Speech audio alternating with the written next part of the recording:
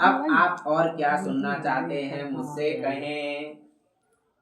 तब ऋषियों ने कहा, हे मुनीश्वर, संसार में इस विप्र से सुनकर किस किस ने इस व्रत को किया है, हम सब सुनना चाहते हैं। मुनियों से ऐसा सुनकर श्री सूत जी ने कहा, हे मुनिगण, जिस जिस प्राणी ने इस व्रत को किया है उन सब की कथा सुनो। एक समय वह धनी ब्राह्मण बंधु बांधवों के साथ शास्त्र विधि के अनुसार अपने घर पर ही सत्यनारायण भगवान का व्रत कर रहा था। उसी समय एक लकड़ी बेचने वाला बूढ़ा व्यक्ति वहां आया। उसने सिर पर रखा लकड़ियों का गट्ठर बाहर रख दिया और ब्राह्मण के मकान में पानी पीने चला गया। प्यास से बेचैन लकड़हारे ने विप्र को व्रत करते देखा। वह प्यास को भूल गया। उसने विप्र का अभिवंदन किया और पूछा, हे ब्राह्मण, आप यह किसका पूजन कर रहे हैं? इस व्रत को करने से क्या फल मिलता है? कृपया करके मुझे भी बताने की कृपा करें। तब उस ब्राह्मण ने कहा, सब इच्छाओं को पूर्ण करने वाला है श्री सत्यनारायण भगवान का व्रत है। इन्हीं की कृपा से मेरे यहाँ धन एवं ऐश्वर्य का आगमन हुआ है।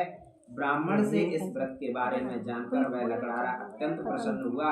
भगवान का प्रसाद व चरणामृत लेकर और भोजन करने के पश्चात वह अपने घर को चला गया। मैं संकल्प किया कि आज गांव में लकड़ी बेचने से धन मिलेगा, उसी से भगवान सत्यनारायण का श्रेष्ठ व्रत करूंगा। मन में ऐसा विचार कर वह लकड़हारा लकड़ियों का गट्ठर अपने सिर पर रखकर जिस नगर में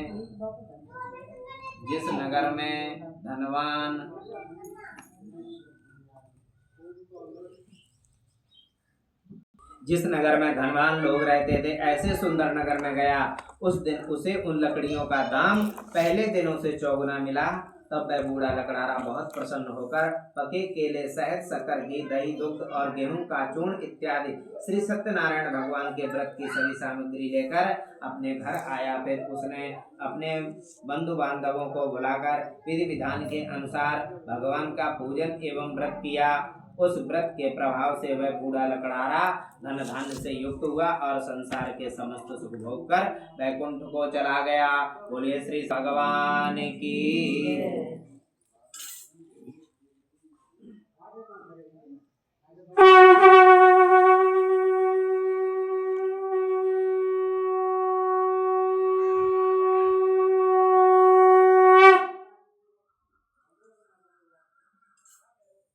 में जाता था तथा गरीबों को धन देकर उनके दुखों को दूर करता था। उसकी पत्नी कमल के समान सुंदर मुख वाली और सती साध्वी थी। एक दिन भद्रशिला नदी के तट पर वे दोनों विधि विधान से श्री सत्यनारायण भगवान का व्रत कर रहे थे। उस समय वहां साधु नामक एक वैश्य आया। उसके पास व्यापार के लिए बहुत साधन था। वह वैश्य नाव को नदी किनारे पर ठहराकर राजा के पास आया।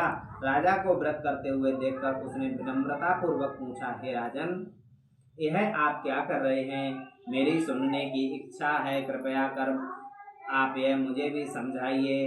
महाराज उल्कामुख ने कहा, हे वैश्य, मैं अपने बंधु बांधवों के साथ पुत्र की प्राप्ति के लिए श्री सत्यनारायण भगवान का व्रत व पूजन कर रहा हूँ। राजा के वचन सुनकर साधु नामक वैश्य ने आदर से कहा, हे राजन, मुझे भी इसका संपूर्ण विधि विधान बताएं। मैं भी आपके कहे अनुसार इस व्रत को करूंगा। मेरे भी कोई संतान नहीं है। मुझे विश्वास है इस उत्तम व्रत को करने से अवश्य ही मुझे भी संतान की प्राप्ति होगी। राजा से व्रत के सब विधान सुनकर व्यापार से निवृत्त हो वह वैश्य सुख पूर्वक अपने घर आया। उसने अपनी पत्नी को संतान देने वाले उस व्रत के विषय में सुनाया और प्रण किया कि जब मेरे संतान होगी तब मैं इस व्रत को करूंगा। वैश्य ने यह वचन अपनी पत्नी लीलावती से भी कहे। एक दिन उसकी पत्नी लीलावती श्री सत्यनारायण भगवान की कृपा से गर्भवती हो गई। 10वें महीने में उसने एक अति सुंदर कन्या को जन्म दिया। दिनों दिन वह कन्या इस तरह बढ़ने लगी जैसे शुक्ल पक्ष का चंद्रमा बढ़ता है। कन्या का नाम उन्होंने कलावती रखा। एक दिन लीलावती ने मीठे शब्दों में अपने पति को याद दिलाया कि आपने जो भगवान का व्रत करने का संकल्प किया था, अब आप उसे पूरा कीजिए। वैश्य ने कहा, हे प्रिय, मैं कलावती के विवाह पर इस व्रत को करूंगा। इस प्रकार अपनी पत्नी को आश्वासन दे वह व्यापार करने विदेश चला गया।